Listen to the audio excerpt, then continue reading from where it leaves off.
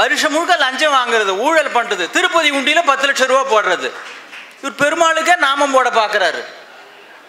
சாமியை ஏமாற்ற முடியுமா? ஆசாமியை ஏமாத்தலாம். நீ பண்ணுறதெல்லாம் மேலே இருந்து கீழ்கணக்கு எழுதி கொண்டு இருக்கிறான் எம்பெருமான். நீ பண்ணுற அக்கிரமங்களெல்லாம் கீழே பார்த்துக்கிட்டு.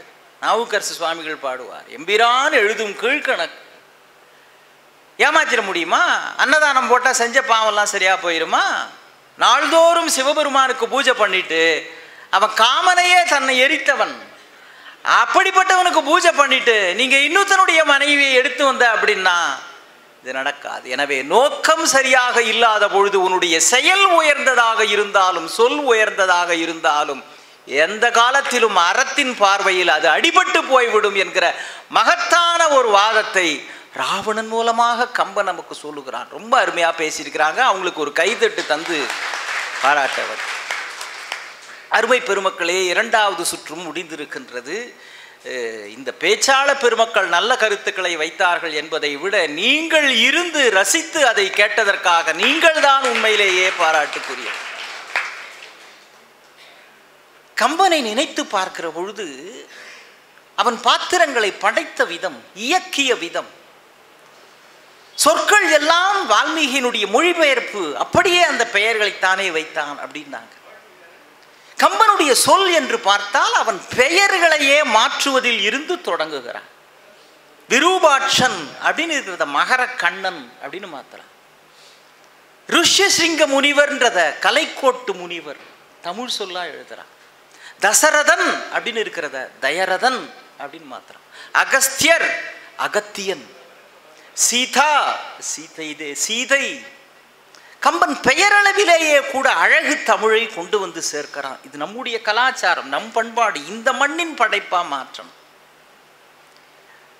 தசரதன் இறந்து போய் விடுகிறான். இந்த செய்தியை பரதன் காட்டில் இருக்கிற ராமன் சீதை இவங்ககிட்ட சொல்றப்போ சீதை அழுகிறாள்னு எழுதுறதுல கம்பனுக்கு திருப்தி இல்லை. எப்படி எழுதாளாம்? ஒப்பாரி வைத்து அழுதாள்னு கம்பன் எழுதுறான். பண் எனும் கிளவியால் பன்னி ஏங்கினாள். யாராவது செத்து போயிட்டா ஒப்பாரி வச்சு அழறதுன்றது நம்ம தமிழ்நாட்டில் மட்டுமே இருக்கிற ஒரு வழக்கம். தசரதன் இறந்து விட்டான், தமிழ் அங்கே உயிர் பெற்று எழுகின்றது என்பதை காட்டுவதற்காகவே பண்ணெனும் கிளவியால் பன்னி ஏங்கிறான். முழுமையாக தமிழ் படுத்துகிறான். ஆனா கம்பன் என்ன சொல்றான்? தான் ராமாயணம் எழுத ஆரம்பிக்கிறப்போ நொய்தினும் நொய்ய சொல்களால் நுற்கலுற்றேன்னு எழுதுறான். நான் எழுதுகிற ராமாயணம் இருக்குது இல்லையா, ரொம்ப நொஞ்சு போன வார்த்தைங்க, நஞ்சு போன வார்த்தைங்க. இந்த சொல்ல ஒன்றும் பலவீனமானதுங்க.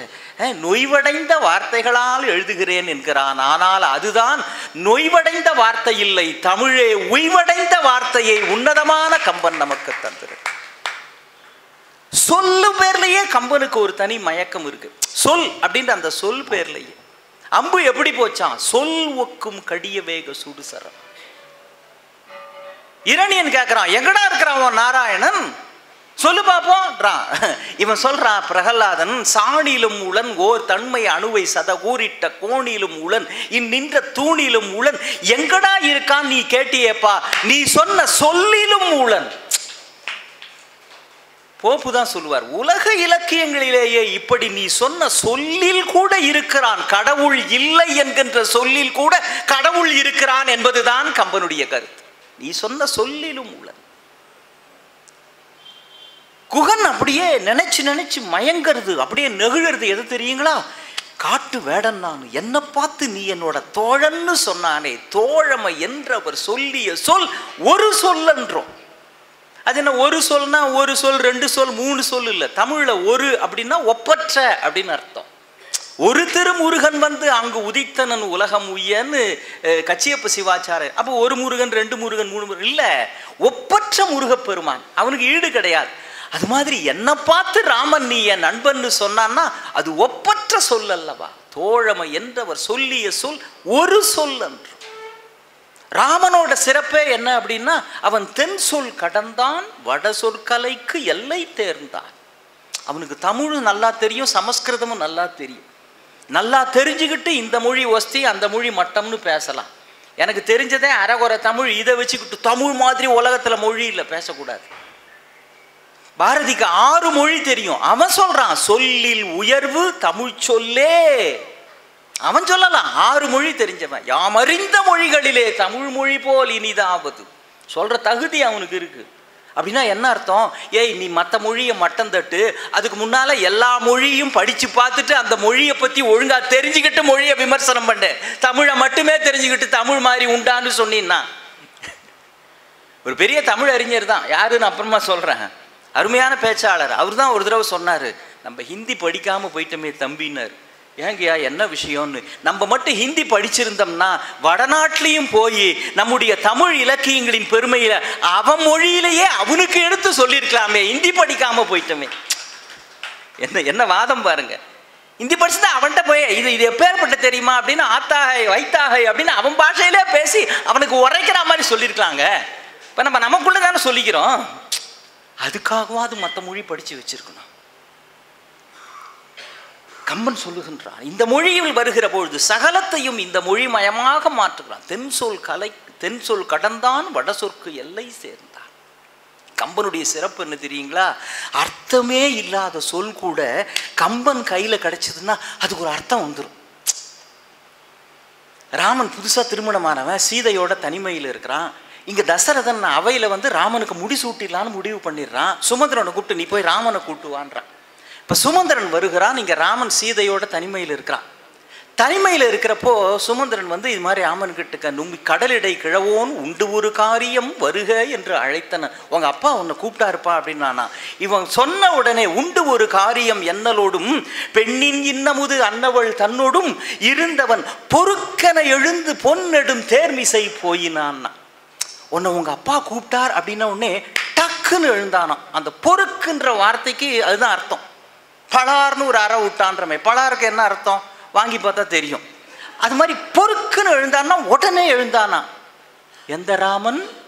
சீதையோடு திருமணமாகி புதிதாக திருமணமானவன், பெண்ணின் இன்னமுது அன்னவள் தன்னோடும் தனிமையில் இருப்ப, அப்ப உடனே ராமன் எந்திரிச்சான்னா என்ன அர்த்தம்? அந்த நேரத்தில் கூட ராமன் தன் 5 புலன்களையும் தன் கட்டுப்பாட்டில் வைத்திருக்கின்ற புலன்களை வென்றவனாக இருக்கிறான் என்பது ஒரு பொருள். அந்த நேரத்தில் கூட தகப்பன் பேரில் தனிப்பெரும் மரியாதை உள்ளவனாக இருந்த ராமன் இருந்திருக்கிறான் என்று பொருள். அப்பா கூப்பிட்டார்ன உடனே அவ்வளோ மரியாதையோடு உடனே எழுந்த முதல் மகனும் ராமன் தான்.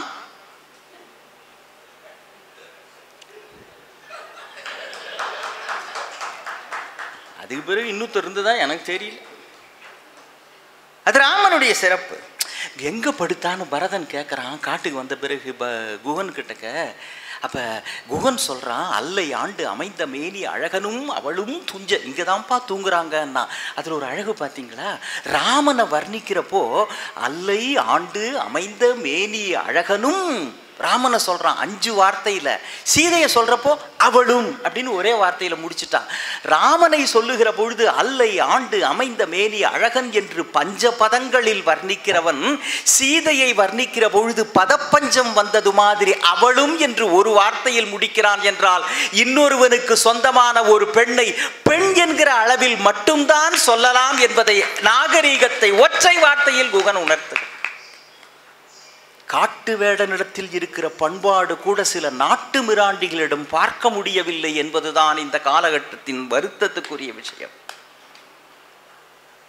பல்வேறு இடங்களில் கம்பன் போர் நடக்குதுங்க. இந்த புலவர்கள், சில புலவர்கள், ராமனையா கோச்சு கூட, சில புலவர்களை பத்தி கம்பன் கிண்டல் அடிக்கிறான். இலக்குவன் விடுகிற அம்புகள் எதிர்த்தாப்புல அரக்கர்கள் பேர்ல போய் பாயுது.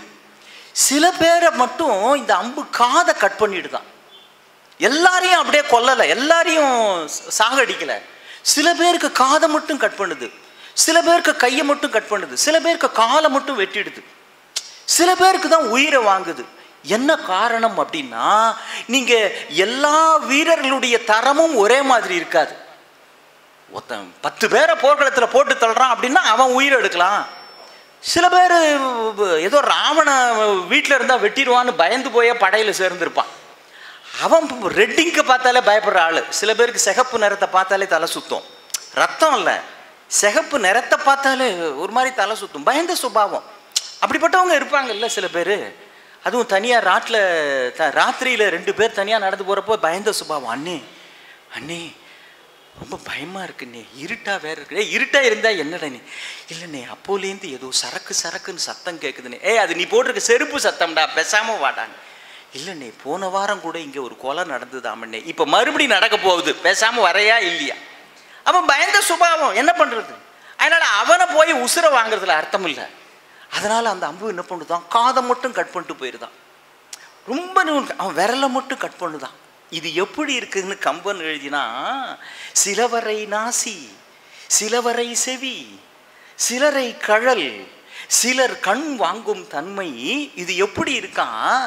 சில புலவர்கள் உண்டு, அவன் கொடுக்குற புலவர்கள் போய் பரிசிலுக்காக பாடுவாங்க இல்லையா, அரசர்கள் அப்புறம் புரவலர்கள் இவங்கள பாடி பரிசில் பெறுவாங்க இல்லையா, அவன் எவ்வளோ கொடுப்பான், அவன் ரேஞ்சு என்னன்னு புலவர்களுக்கு தெரியும். அவன் கொடுக்குற ரேஞ்சுக்கு தகுந்த மாதிரி தான் இவன் பாடுற பாட்டும் இருக்குமா. ஆகா அற்புதமான என்னை புகழ்ந்து பாடினான், யாரங்கே இவனுக்கு 11 தங்க பாத்திரம் நிறைய வைரம் வைடூரிய மாணிக்கங்களை தாருங்கள்னா அப்படி ஜொலிக்கிற பாடலால் அப்படியே அவனை கொண்டாடுவான். யாரங்கே இவனுக்கு ஒரு முத்துமாலை பரிசளிங்கள்னா பாட்டு லெவல் கொஞ்சம் குறையும். யாரங்க இவனுக்கு ஒரே ஒரு தங்க நாணயம் கொடுங்கள்னா இன்னும் கொஞ்சம் குறையும்.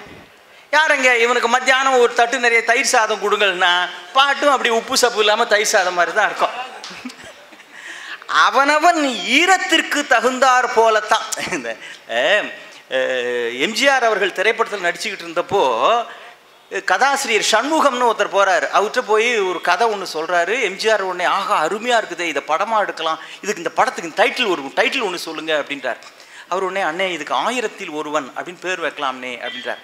ஆகா அருமையான டைட்டில் அப்படின்னு எம்ஜிஆர் உடனே ஜிப்பா உள்ள கையை விட்டு ஒரு 1001 ரூபாய் எடுத்து இந்தாங்க நல்ல டைட்டில் அப்படின்னு கொடுத்தாராம். அவர் உடனே கண்ணே கலங்கி போச்சு சண்முகத்துக்கு. ஏன் என்னாச்சு, ஏன் அழுவுறீங்கன்னு.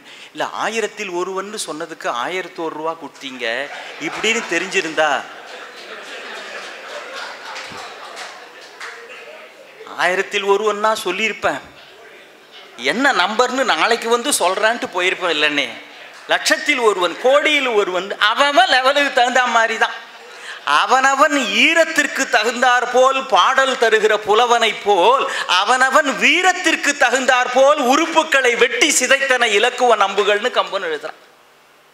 அப்ப சொல்லை கையாளுவதிலே வள்ளுவனுக்கு இணை கம்பனுக்கு இணை என்று பார்க்கின்ற பொழுது ஆஹா ஆஹா அற்புதம் அற்புதம். சரி செயல் அருமையாக கேட்டாங்க. கையை கட்டிட்டு உக்காந்துக்கிட்டு சஞ்சீவி மேலை வரணும்னு சொல்லிக்கிட்டு இருந்தால் போதுமா? இந்த சாயங்காலம் ஆனால் திண்ணையில் உக்காந்துக்கிட்டு பேசிக்கிட்டு இருப்பாங்களே, வெட்டி பேச்சு, டீ கடை பேச்சும்பாங்க. சஞ்சீவி மேலே வந்தால் நல்லா தான் இருக்கும், ராவணனே கொண்டாந்து சீதையை விட்டா நல்லா தான் இருக்கும், பாலம் கட்ட வேண்டிய அவசியம்லாம் இருக்காது, வேணா பின்னால் சிஎம்கிட்ட சொல்லி இங்கே ஒரு கண்ணாடி பாலம் வேணால் போட சொல்லிக்கலாம், நல்லா தான் இருக்கும். நல்லா தான் இருக்கும்னா நல்லாவா இருக்கும்? வார்த்தையில் நல்லா இருக்கும். குரங்குகளை வைத்து கடல் கடந்து சென்றார் காரணத்தினால் தானே இது நடந்தது.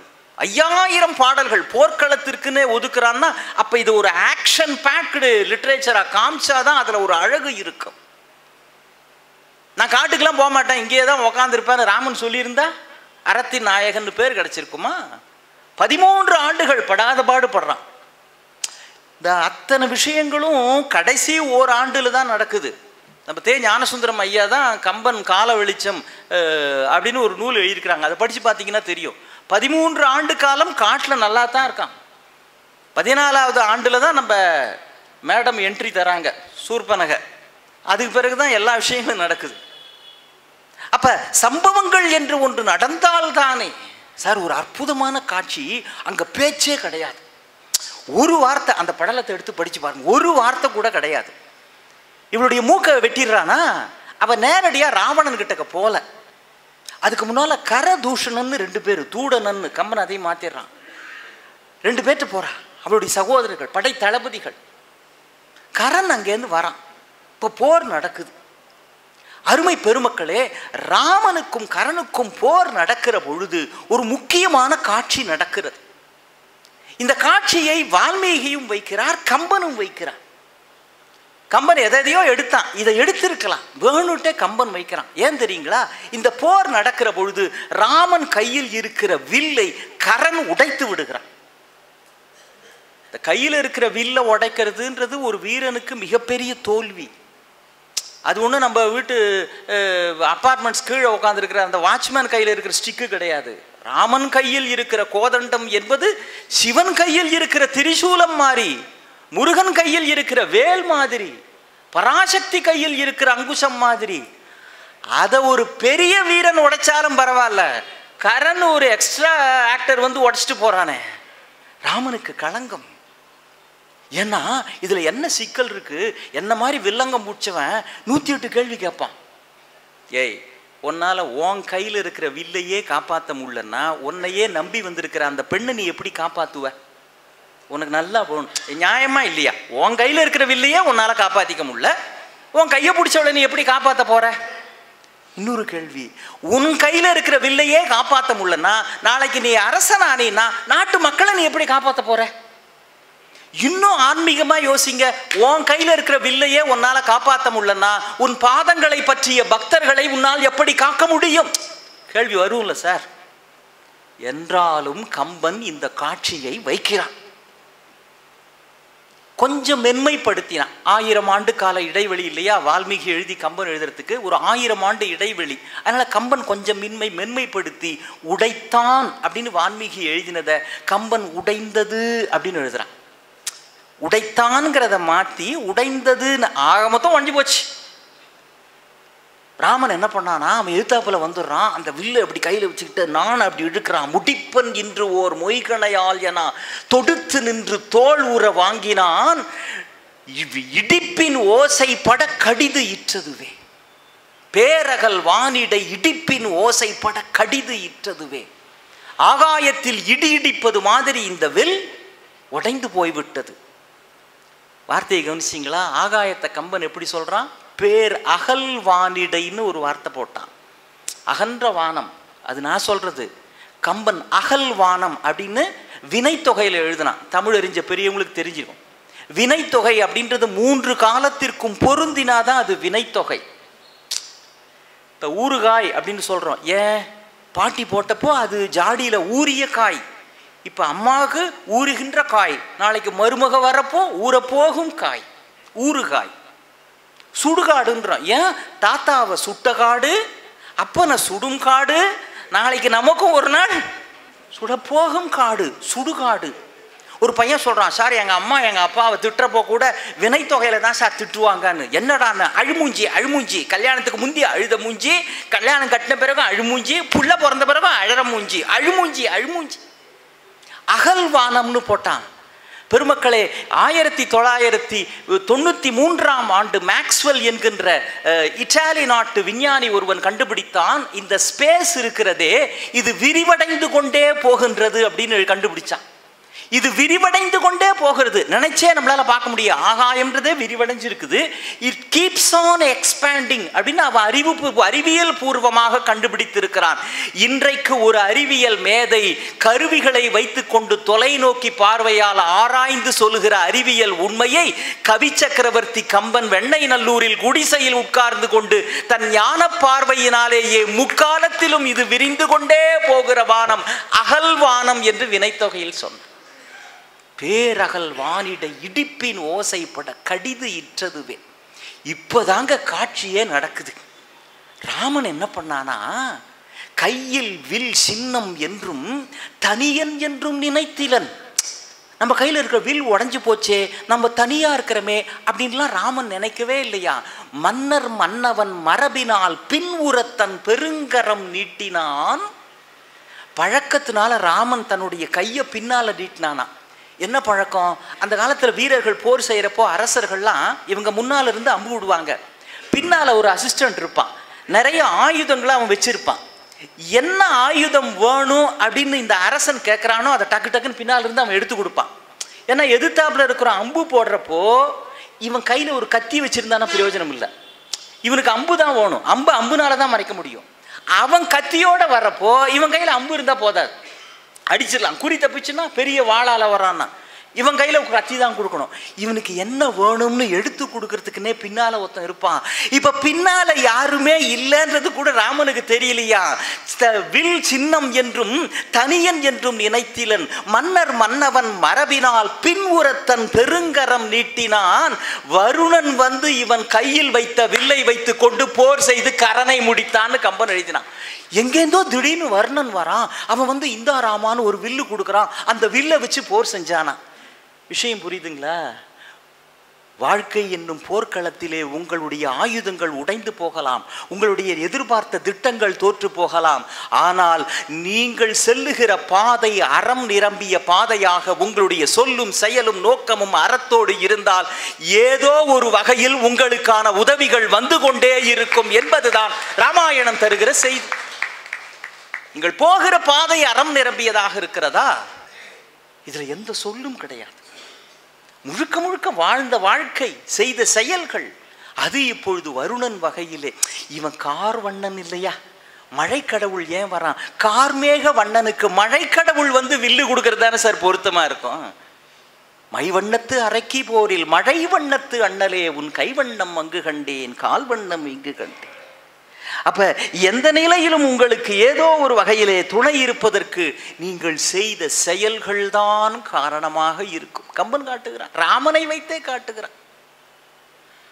அப்ப எப்படி இதற்கு முடிவு காண்பது?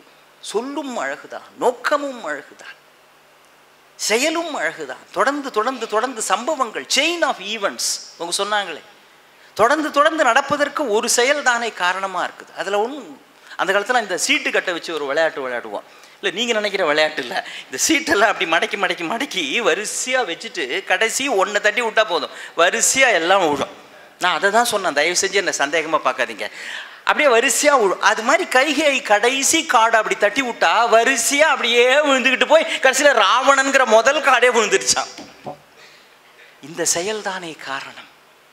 அதை நினைவுபடுத்தினார். அப்போ எப்படி முடிவுக்கு வருகிறது? இப்படி சொன்னா சொல்லி பார்க்கலாமா? இத்தனை பாத்திரங்களினுடைய பேச்சுக்கும் செயலுக்கும் நோக்கத்துக்கும் ஆதாரமாக ரெண்டே பாத்திரங்கள் இருந்திருக்கின்றன. ஏன்னா பாத்திரங்களினுடைய சொல்லா செயலா அதான கேள்வி. கம்பன் சொன்னதெல்லாம் ஒரு பக்கம் இருக்கட்டும், இவ்வளவு பாத்திரங்கள், அது சின்ன சின்ன போர்க்களத்தில் போரிட்ட வீரர்கள், குரங்குகள், அரக்கர்கள் இருந்து சபரி மாதிரி எளிய பாத்திரம், எல்லார் செயல்பாட்டுக்கும் சொல்லுக்கும் ரெண்டு பாத்திரங்கள் காரணம். யாரு? அவங்க தான் தலைமை பாத்திரம். ஒன்று இந்த பக்கம் ராமன், இன்னொன்று இந்த பக்கம் ராவணன். இப்போ இவங்க இல்லைன்னா ராமாயணமே இல்லை. இப்போ இந்த இரண்டு பேரையும் இணைக்கிற ஒரு பாத்திரம், அதுதான் சூர்பனகை. சூர்பனகை வரலன்னா சௌரியமா ராமன் 14 வருஷம் இருந்துட்டு திரும்ப பேக் டு அயோத்தியான்னு போயிருப்பான். அப்ப இவ தான் பாத்திரம் அடுத்து மேலே நிகழ்ச்சிகள் தொடர்வதற்கு காரணமாக இருக்கிறாள். இப்ப இவ வர ராமனை பார்த்துடுறா, பேரழகை பார்த்து மயங்குகிறாள். ராமனை பார்த்து மயங்கின உடனே அருமை பெருமக்களே இவ என்ன பண்றா, நேர மூக்கெல்லாம் வெட்டிடுறா. அதுக்கு பிறகு கரதூஷணன் நேரத்தின் அருமை கருதி விரைவா போறா சூர்பனகை. நேர ராவணங்கிட்ட போறா. ராவணங்கிட்ட போன உடனே ராவணன் எவ்வளவு நடுவு நிலையில இருக்கிறான் பாருங்க. அவன் இன்னும் கெட்டு போகல, மோசமானவெல்லாம் இல்லை.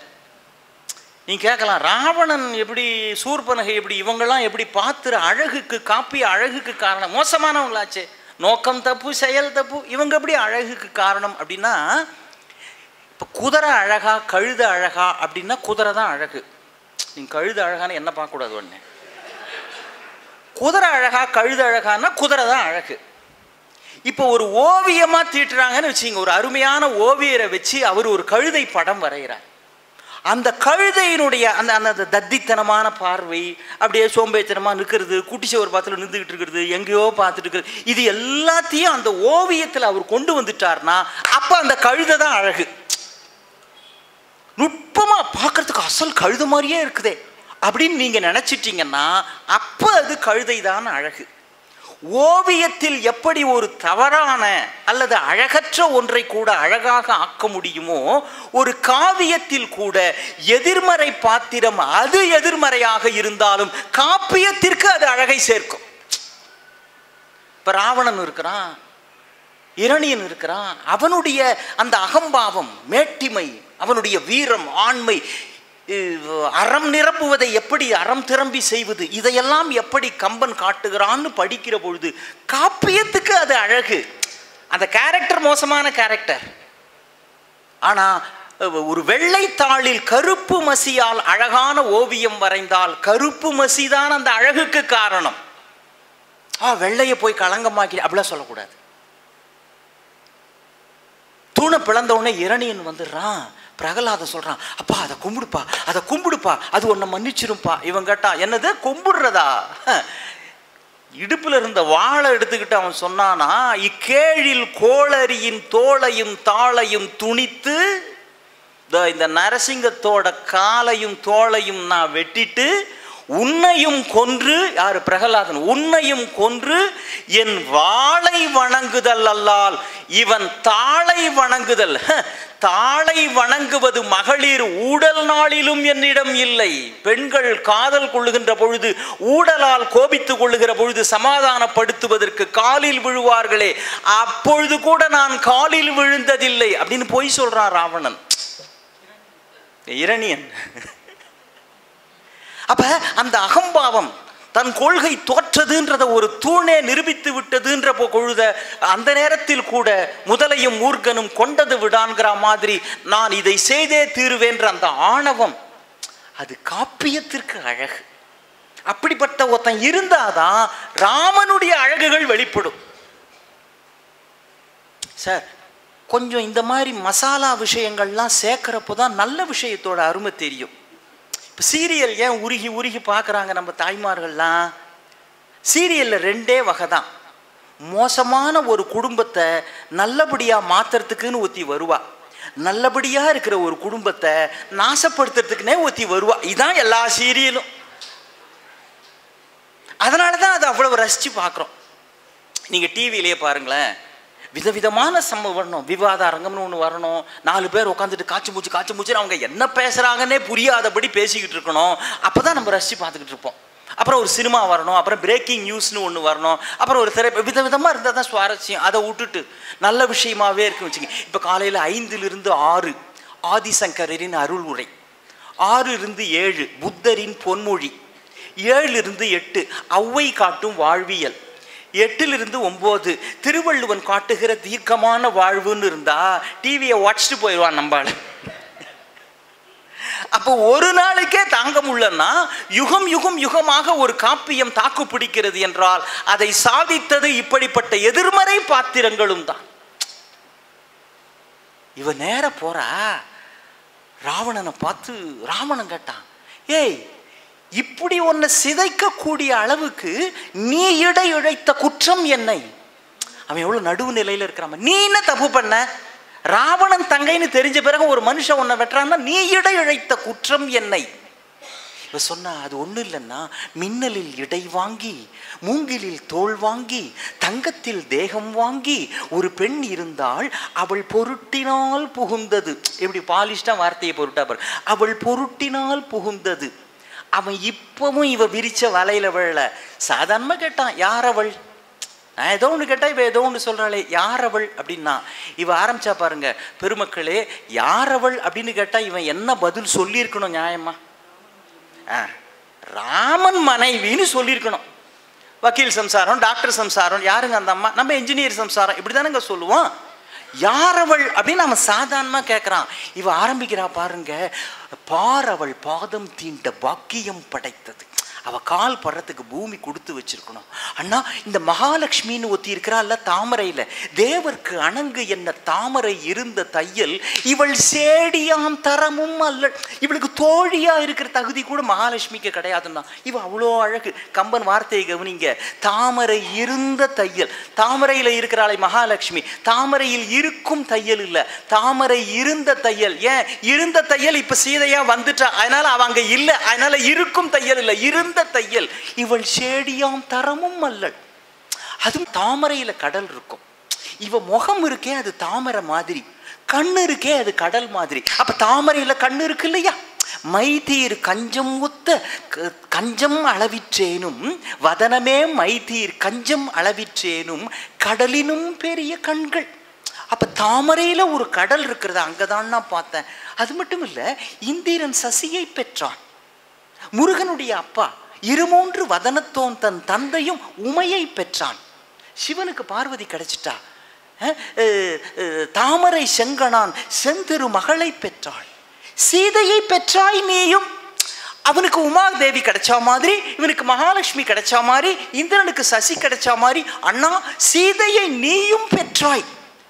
மான் கொண்டு சீதையை நீ ஊடாடு, யான் கொண்டு ஊடாடும் வண்ணம் ராமனை தருதி.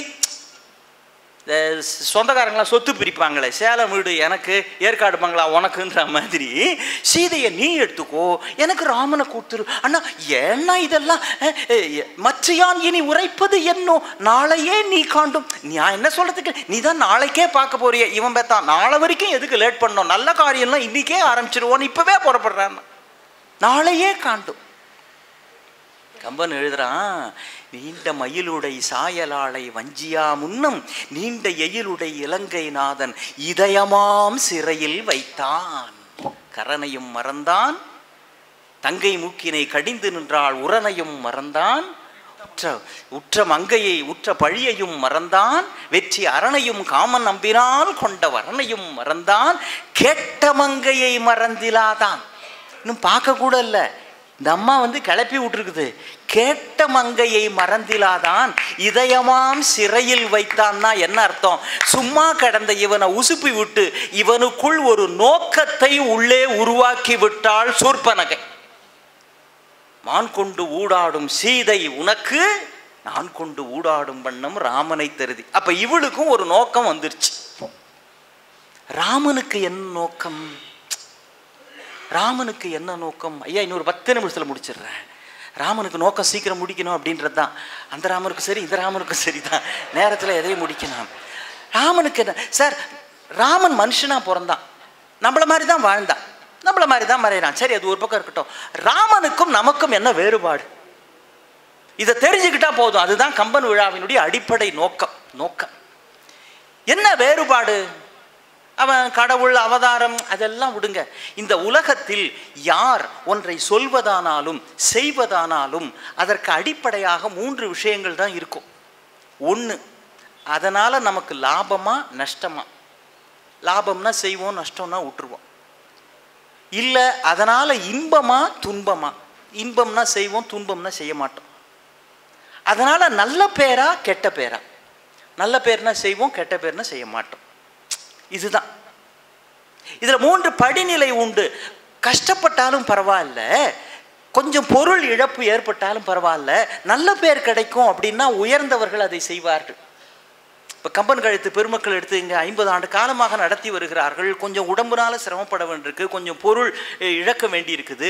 ஆனாலும் கூட நூற்றுக்கணக்கான மக்கள் ஆண்டுதோறும் 3 நாட்கள் நெஞ்சிலே கம்பனையும் தமிழனையும் ராமனையும் எண்ணி மகிழ்கிறார்கள்னா கஷ்டப்படலாம், பொருள் இழக்கலாம். அது உயர்ந்த மனிதர்களுடைய மனோபாவம். சராசரிகள் எப்படின்னா, அண்ணே கொஞ்சம் 2-3 வருஷம் அண்ணே கஷ்டப்பட்டா இந்த பிஸ்னஸ் நல்லா வந்துரும்னே, அப்புறம் ஊரில் நம்ம தலை நிமிர்ந்து நிற்கலாம்னே, கையில் 4 காசு வந்துட்டா அப்புறம் எல்லாம் நம்மளை மதிப்பாங்கண்ணே. இது சராசரி. கடைக்கோடின்னு ஒன்று இருக்குது. அது எப்படி தெரியுமா?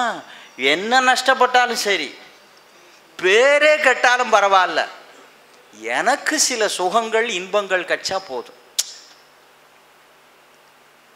உதாரணத்துக்கு எங்கேயும் போவேனா, குடிப்பழக்கம், வீட்டுக்காரி நகையெல்லாம் விட்டுறான், வீட்டுக்கார் திருடுறான், கை காசை கஷ்டப்பட்டு சம்பாதிச்ச பணத்தை கொண்டு போய் அதில் எடுக்கிறான். நானும் என் நண்பரும் மதுரைக்கு போய்கிட்டே இருக்கிறோம், கோவிலுக்கு போகிறதுக்காக சாயங்காலம் நடந்து போயிட்டே இருக்கிறோம். எதிர்த்தாப்பில் ஒருத்தர் பரிதாபமாக சார் சாப்பிடவே இல்லைங்க, ரொம்ப பசியாக இருக்குன்னு. அவரை பார்த்தா ரொம்ப பரிதாபமாக இருந்தது. நான் உடனே பாவம் பசிக்குதுன்னு சொல்கிறாருங்கன்னு பாக்கெட்லேருந்து ஒரு 50 ரூபா எடுத்து அவர்கிட்ட கொடுத்தேன். என் கூட வந்த நண்பர் தான் சொல்கிறார், சார் இதெல்லாம் நம்பாதீங்க சார், இதெல்லாம் இவனுக்கு கூச்சி செலவழிச்சிருவானுங்க சார், குடியாரன் சார், அவனை பார்த்தாலே தெரியலையா சார், கொடுக்காதீங்க சார், சாப்பிட மாட்டான் சார். நான் சொன்னேன், இந்த பாருப்பா நீ சாப்பிடலன்னு சொன்னதுனால தான் உனக்கு கொடுத்தேன், நீ சாப்பிடணும் சரியா? சார் கண்டிப்பாக சாப்பிடுவோம் சார். குடிக்கலாம் கூடாது. இல்லைங்க குடிக்கலாம் மாட்டாங்க, ஐயா கொடுத்த 50 ரூபா கண்டிப்பாக சாப்பாடு தாங்க சாப்பிடுவோம், குடிக்கலாம் மாட்டாங்க, குடிக்கிறதுக்குன்னு தனியாக வேற வச்சிருக்கிறாங்க. அவன் ஒரு எதிர்கால திட்டத்தோடையே பிச்சை எடுக்கிறதுல கூட ஒரு லட்சியத்தோடு செயல்படுறான். அப்ப இந்த மூன்று நிலை பெருமக்களே, இந்த உலகத்தில் யாராக இருந்தாலும் இன்பம் என்றால் செய்வோம், துன்பம் என்றால் செய்ய மாட்டோம். நற்பெயர் என்றால் செய்வோம், தீய பெயர் என்றால் செய்ய மாட்டோம். லாபம் என்றால் செய்வோம், நஷ்டம் என்றால் செய்ய மாட்டோம். ஆனால் ராமச்சந்திர மூர்த்தி மட்டும்தான் தான் நஷ்டப்பட்டாலும் சரி, தனக்கு துன்பம் வந்தாலும் சரி, தன் பெயருக்கே களங்கம் வந்தாலும் சரி, அது அறம் என்றால் மட்டும்தான் அந்த செயலையும் சொல்லையும் செல்வானே தவிர இல்லை என்றால் செய்ய மாட்டான். அப்பா கூப்பிட்டு சொல்றாரு, நீ தான் ராஜான்னு, சந்தோஷம் தான். மறுநாள் காலை காட்டுக்கு போனோம் அப்படின்னா கவலையே படலை. காட்டுக்கு போய் எவ்வளோ கஷ்டப்படுறது, கவலையே படலை. தந்தை சொல் கேட்டல் தனையர்க்கு அறம். காட்டுக்கு போயிட்டான். ஏங்க, வாலியை கொன்னது சரியா தப்பான்னு இவ்வளோ வருஷமா ஆர்கியூ பண்ணிட்டு இருக்கிறோமே, நமக்கே தெரியிறப்போ ராமனுக்கு தெரியாதாங்க? தன் பேர் கெடும்னு தெரியாதா? அடுத்தவன் மனைவியை அபகரித்தவன் தம்பி என்று பாராமலும் அவனுக்கு துன்பம் தருகின்றான் என்றால் ராமனுடைய கோர்ட்டில் அவனுக்கு மரண தண்டனை என்பதுதான் தீர்ப்பு. அவன் அறத்தை கொன்றான், அவனை கொன்றால்தான் அறம் வாழும். அவனை விட்டா இன்னும் அறமல்லாத செயல்களை செய்து கொண்டிருப்பான். அப்ப தன் பெயருக்கு களங்கம் வந்தாலும் அறம் என்றால் செய்வான். தான் துன்பப்பட வேண்டி இருந்தாலும் ராமன் அறம் என்றால் செய்வான். தனக்கு நஷ்டம் என்றாலும் ராமன் அதை செய்வார். இப்ப ராமனுக்கு நோக்கம் எப்பொழுதும் அறத்தை செய்வது. சூர்பனகைக்கு நோக்கம் எப்படியாவது ராமனை அடைவது. ராவணனுக்கு நோக்கம் எதை இழந்தாலும் யாரை இழந்தாலும் என்னையே நோக்கி யானை நெடும்பகை தேடிக்கொண்டேன் என்று சீதையை அடைவது. மூன்று பேருக்கும் மூன்று நோக்கம் வந்துவிட்டது. இந்த நோக்க தான் ஒட்டுமொத்த காப்பியத்தினுடைய அத்தனை செயல்களும் சொற்களும் செயல்படுகின்றன என்பதையே தீர்ப்பாக இந்த விவாத அரங்கத்தில் தர வேண்டும் என்று அன்பு சகோதரி தாமரை அவர்கள் விரும்புகிறார்கள்.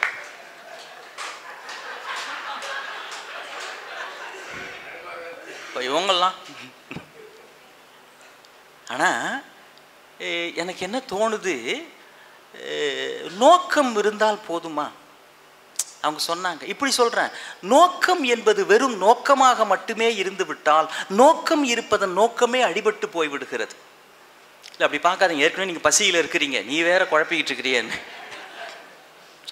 நோக்கம் என்பது நோக்கமாக இருந்தால் நோக்கம் இருப்பதனுடைய நோக்கம் அடிபட்டு போய்விடுகிறது. இந்த நோக்கம் என்பது செயல் வடிவம் பெறுகின்ற பொழுதுதான் அந்த நோக்கம் நிறைவேறுகிறதோ இல்லையோ ஏதோ ஒரு செயல் நடைபெறுகிறது. அந்த அடிப்படையிலே தான் பரதனுக்கு பதவி கிடைக்க வேண்டும் என்பது அல்ல கூனியினுடைய நோக்கம். பண்டைய நாள் ராகவன் பாணி உண்டைவில் உமிழ்ந்ததை உண்ணுவாள். சார், போர் நடக்கிறப்போ ராவணன் ராமன் முகத்தை பார்க்கறானா, இன்று போய் போருக்கு நாளை வான்னு சொல்லிட்டான். வந்து உக்காந்து ராமன் எதை நினைச்சு வருத்தப்படுறான் ராவணன், அவன் என் பேர்ல அம்பு போடுறப்போ அவன் முகத்துல கோபமே இல்லைங்க. அவன் முகத்துல கோபமே இல்லைங்க. அதுவே இவனுக்கு ஒரு பெரிய இன்சல்ட்டா இருக்குது. என்ன ஒரு எதிரியாவே அவன் நினைக்கலையே.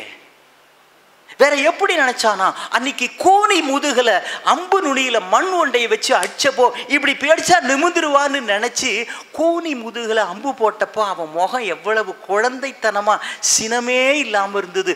அது மாதிரிதான் அவன் மனைவியை தூக்கிட்டு வந்த என் மேல அம்பு போடுறப்பவும் கோபமே இல்லாம இருக்குங்க. பண்டைய நாள் கூனி உண்டைவில் உமிழ்ந்த போது சினமுண்மை தெரிந்ததில்லை. அவன் முகத்துல கோபமே தெரியலையே, அதை நினைச்சு வருத்தப்படுறான். அப்ப கூனியினுடைய நோக்கம் ராமனை. இப்ப கூனி நோக்கமே இல்லாம இதை செஞ்சான்னு வான்மீகி எழுதுறாரு. அவளுக்கு எந்த நோக்கமும் இல்லை, கெடுக்கணும். அது கொஞ்சம் சைக்கு. எந்த நோக்கமும் இல்லாம ஒருத்தர் கெடுதல் பண்ணா கொஞ்சம் சைக்கோன்னு அர்த்தம். இவளுக்கு ஒரு இன்டென்ஷன் இருக்கு, பழிக்கு பழி வாங்கணும்னு. அதான் காட்டுக்கு அனுப்புறா. அதுதான் நோக்கம். நினைச்சிருந்தா போதுமா? கைகேயை பகடைக்காயா பயன்படுத்துறா. கைகேயும் ராமன் காட்டுக்கு போனோம்னு நினைச்சிருந்தா போதுமா? வீட்டுக்காட்டு 2 வரம் வாங்குறா. அவனும் சுலபமா பிரச்சனையை தீர்த்திருக்கலாம். தசரதன் எதுக்கு கொடுத்துட்டு உசுரை விட்டுட்டு போயினான் என்ற பொழுதத்தே போயினான், வரதம் வந்துற்றதா இரதன் வந்துற்றான் போயினான் என்று எதுக்கு இப்படிலாம் உசுரை விட்டுக்கிட்டு? தசரதன் பிரச்சனையை ரொம்ப சுலபமா தீர்த்திருக்கலாங்க. அவர் 2 வரம் கொடுன்னு கேட்கறாள்ல. சம்பராசுர யுத்தத்துல நான் உன் உயிரை காப்பாத்தினதுக்கு நீ எனக்கு 2 வரம் தரேன்னு சொன்னல, இப்ப எனக்கு அந்த வரம் கொடு. ஒன்னு பரதன் நாட்டை ஆளணும், இன்னொன்னு ராமன் உலகத்தை ஆளணும் அப்படின்னு வரம் கொடு. நீ அன்னைக்கு கொடுத்தியன்னா சுலபமா பதில் சொல்லியிருக்கலாம். கொடுத்தனா? எப்போ கொடுத்தேன் எனக்கு ஞாபகமே இல்லையே. ஏதாவது வாட்ஸ்அப் கிளிப்பிங் ஏதாவது இருக்கு? எப்போ கொடுத்த சொல்லவே இல்லையே. சுலபமாக சமாளிச்சிருக்கலாம் சார், ஒரு பொய் சொல்லி சமாளிச்சிருக்கலாம், மறந்துட்டேங்க. இல்லை, அதை விட சுலபமாக தபார், அது போர்க்களத்தில் நடந்தது, அது போன வாரம், அது வேற வாய் அப்படிம்பானே, அது மாதிரி அது போர்க்களத்தில், அது அன்னைக்கு சொன்னது. நான் காலந்தோறும் வளர்ந்து கொண்டே இருக்கிறேன், நான் காம்பளான் குடிக்கிறேன், அதனால் நான் வளர்ந்துக்கிட்டே இருக்கிறேன். அதனால் அது வேற, இது தபார், அது பாலிட்டிக்ஸ், இது பர்சனல் லைஃப். நீ பர்சனலாக எனக்கு ஒய்ஃபு, நீ பாலிட்டிக்ஸில் தலையிடக்கூடாது. சில வீட்டு மிஸ்ஸஸ் பாலிட்டிக்ஸில் தலையிடுறதுனால தான் நாட்டு ராஜாங்கமே ஒழுங்காக நடக்கிறது இல்லை. நீ இதில் தலையிடாத சொல்லியிருக்கலாம். அதை விட சிம்பிளாக இவனுக்கு பிடிச்ச ராமனை காட்டுக்கு போனோன்னு சொல்கிறாள்ல, யாராக இருந்தால் என்னங்க, ராவோட ராவா கையை போட்டு தள்ளிட்டு மறுநாள் காலையில் என் பத்தினி பறவை காய்ச்சலால் பரலோகம் போனாள் அப்படின்னு பிரேக்கிங் நியூஸில் ஒரு தகவல் சொல்லிட்டா இவனுக்கு யாரும் எதுவும் தப்பாகவும் நினைக்க வேணா, கைக்கு ஒரு மணிமண்டபம் கட்டி விடலாம். அந்த மணிமண்டபத்தில் போய் ஒரு அரை மணி நேரம் தியானம் பண்ணிட்டு உக்காந்துட்டு இருந்தா, சே மனைவியை நினச்சி எப்படி உருகிறான் பாடுறான். எவ்வளவோ சமாளிச்சிருக்கலாங்க. சமாளிச்சிருக்கலாமா இல்லையா? ஒரு வாரத்தில் மறந்துடுவாங்க. Public memory short. இதெல்லாம் யார் கோச்சிக்கு போகிறாங்க? இப்போ அவன்பா அவனுக்கு என்னப்பா 60,000 + 3 1 போனால் ஒன்றும் பிரச்சனை இல்லை, விடு. கொடுத்து வச்சவன் 60,000 + 2 நம்ம ஒன்றோட மாட்ட மாற வச்சுக்கிட்டு இருக்கிறோம். அவன் வருத்தப்படுறவங்க இருப்பான். ஆனால் எந்த நிலையிலும் கொடுத்த வார்த்தையிலிருந்து நான் மாறமாட்டேன் என்று உறுதிப்பாடோடு இருந்தானே, என் உயிரையே கொடுத்தாவது நான் அறத்தை வாழ வைப்பேன் என்று செயல்பட்டானே, அந்த செயல்தான் இன்று வரைக்கும் தசரதனை கொண்டாட வைக்கிறது. இப்போ எப்படி முடிவு செய்வதுன்னா, கம்பனை வச்சு தான் முடிவு செய்யணும். இந்த ராமாயணம்னு நம்மெல்லாம் சொல்கிறோங்க, ஆனால் இதுக்கு கம்பன் ஒரு பேர் கொடுத்தான். இந்த காப்பியத்தை எழுதிட்டு கம்பன் கொடுத்த பேர் என்னன்னா ராம அவதாரம், ராமாவதாரம். அதான் கம்பன் கொடுத்தது. இப்போ பாருங்க, ராமாவதாரம்ன்றது கம்பன் கொடுத்த பெயர். அவதாரம்னா என்ன அர்த்தம்? மேலிருந்து கீழ் இறங்குவது. நீங்கள் சில சொந்தக்காரங்க வீட்டுக்கு போனீங்கன்னா அந்த புள்ள என்ன பண்ணுவோம், நம்ம வந்திருக்கிறோம் குஷியில் அங்கே ஓடும் இங்கே ஓடும் உருட்டும் ஜன்னல் மேலே ஏறி தொப்புன்னு கீழே குதிக்கும். யாருங்க அதுன்னா அவர் சொல்லுவார், எனக்குன்னு ஒன்று வந்து பிறந்தது, அவதாரம் அவதாரம் பார், என்ன மேலேருந்து கீழே குதிக்குது. அது அவதாரம்னா மேலிருந்து கீழ் இறங்குது. இப்போ தேவர்கள்லாம் போய் ராவணன் கொடுமை தாங்கலை, எங்களை காப்பாற்றணும் நீ தான் அப்படின்றாங்க. சரி, நான் மண்ணிலே ராமனாக வந்து பிறக்கிறேன் அப்படின்னு வாக்கு கொடுக்குறான். இப்போ பெருமானுக்கு ஒரு சங்கல்பம் வந்து விட்டது. இப்போ இந்த நோக்கம் மட்டும் இருந்தால் நோக்கமாகவே இருக்கும். ராவணன் அக்கிரமம் தொடரும், அறம் வெல்லும், பாவம் தோற்கும் என்பதுதான் காப்பியத்தின் பாவிகம். இந்த நோக்கம் நிறைவேற வேண்டும் என்றால் மேலிருந்து கீழே இறங்க வேண்டும். துன்பப்படுகிறவர்களுக்காக இறங்கவும் வேண்டும், மேலிருந்து கீழே இறங்கவும் வேண்டும். நீங்கள் இடையினரா போட்டாலும் ராமன் அவதாரத்துக்கு பொருந்தும், இறங்குவதற்கு பொருந்தும். வல்லினரா போட்டாலும் இறங்குவதற்கு பொருந்தும். துன்பப்படுகிறவர்களுக்காக இறங்குவது ராமனுடைய உள்ளம். எனவே அவதாரமாக ராமன் உள்ளம் இறங்கலாம் என்று தீர்மானித்தது. இப்படி மேலிருந்து அவன் கீழே இறங்குவது என்கிற செயலை செய்த காரணத்தினால்தான் ஒட்டுமொத்த ராம காவியமே அடுத்து அடுத்து அடுத்து என்ற அந்த செயலால் தான் விளைகிறது. அதனால தான் பேர் வைக்கிறப்போ வசிஷ்டர் என்ன பேர் வச்சாராம்? ராமன்னு யாருக்கு பேர் வச்சார் தெரியுமா? அன்னைக்கு முதலையோட வாயில ஒரு யானை மாட்டிக்கிட்டு ஆதி மூலமேன்னு அழைச்சது இல்லையா?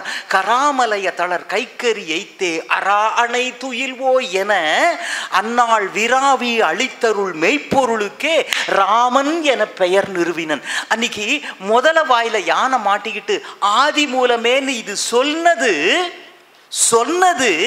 பெயரை வாயால் அந்த சொல்லை சொன்னதற்கு விராவி அளித்தருள். வேக வேகமா பெருமான் ஓடி வந்து அந்த செயலை செய்தானே, சொன்னதற்கு வேகமாக வந்து ஒரு செயலை செய்தானே, அந்த செயல் செய்தது மாதிரி இப்பொழுது இவன் ஒரு அரக்கனிடமிருந்து தேவர்களை காப்பாற்றுவதற்கு அவதாரம் என்கிற செயலை செய்திருக்கிறான். இனிமேல் தான் காப்பியம் அவன் அழிகிற வரைக்கும் தொடரப்போகிறது என்று அந்த செயலின் முக்கியத்துவத்தை உணர்த்துவதுதான் ராம அவதாரம் என்கின்ற அந்த வார்த்தை. இப்படி சொல்லி நிறைவு செய்கிறேன் பெருமக்களே. சொல்தான் காப்பியத்தை ரசிக்க வைக்கிறது, சந்தேகம் இல்லை. ராமாயணம் அப்பதான் நமக்கு புரியுது. சொல்லுதான் நம்மளுக்கு ராமாயணம் கம்பன் நினைச்சதை நமக்கு உணர்த்துகிறது. அறம்தான் சிறந்ததுன்னு பாத்திரமாகிய ராமன் நினைக்கிறான். எப்படியாவது என் சுயநலத்தை நிறைவேற்றி கொள்வேன். மற்ற ராவணன் மாதிரியானவர்கள் நினைக்கிறார்கள், அது நோக்கம். இப்படி சொல்லி முடிவு செய்கிற பெருமக்களை நிறைவு செய்யலாம். சொல் அர்த்தம் தருகிறது, நோக்கம் ஆழம் தருகிறது. செயல்தான் காப்பியத்திற்கே பாத்திரங்களின் மூலமாக அழகை தருகிறது. ஆழமும் வைத்து அழகும் வைத்து அர்த்தமும் வைத்தானே அந்த மகத்தான மனிதனுக்கு, கவிஞனுக்கு விழா எடுக்கின்ற சேலம் கம்பன் கழகம் இதே போல ஒவ்வொரு ஆண்டும் நடத்தி 100 ஆண்டு காண வேண்டும் என்று உங்கள் அனைவரோடும் சேர்ந்து ராமனையும் கம்பனையும் வேண்டி வணங்கி நிறைவு செய்கிறேன். உண்மையிலேயே கம்பன் தன்னுடைய காப்பியத்திற்கு பாத்திரங்களின் செயலால் அழகை சேர்க்கிறான் என்பதை தீர்ப்பாக பணிவோடு உங்கள் முன் சமர்ப்பித்து நிறைவு செய்கிறேன். வணக்கம்.